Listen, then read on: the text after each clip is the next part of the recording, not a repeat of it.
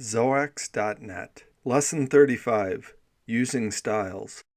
The purpose of this lesson is to present the various ways that styles can be applied to an HTML document. It is not meant to explain styling, which is a large subject that we will take up in another video series. Rather, it is to show how styles are applied so that styling can be recognized when it is present in an HTML document.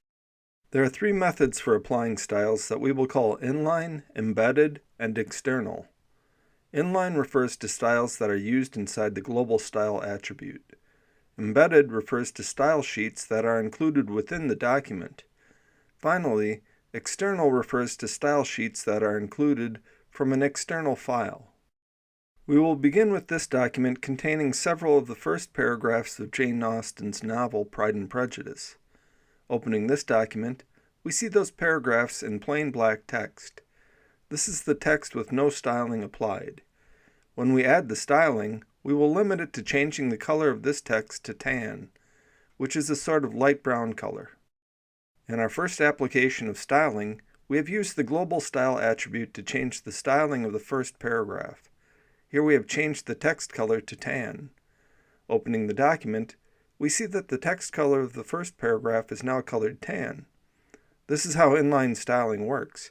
We set the style attribute for an element to change the style of that element. If we want to change the text color of all of the paragraphs, we need to set the style attribute for all of the paragraph elements, as we do in this example. Here, we have set the color to tan for each paragraph.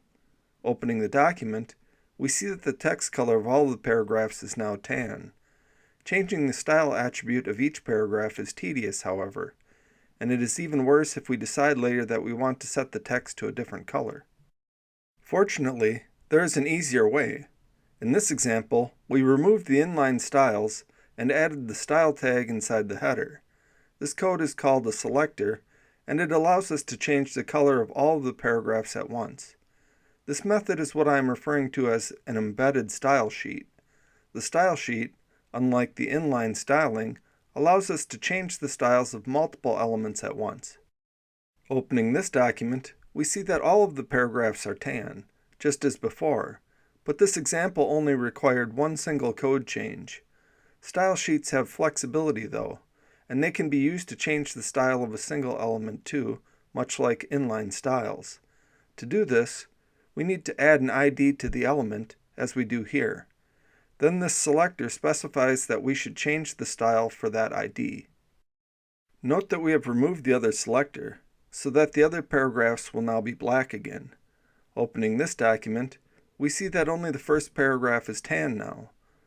The primary advantage of embedded style sheets over inline styling is that they can change a group of elements with one command.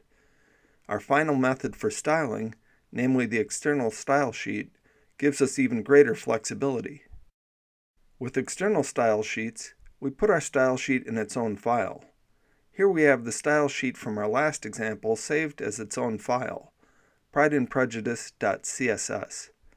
External style sheet files are saved with a .css extension to signify that they contain styles, like this one does.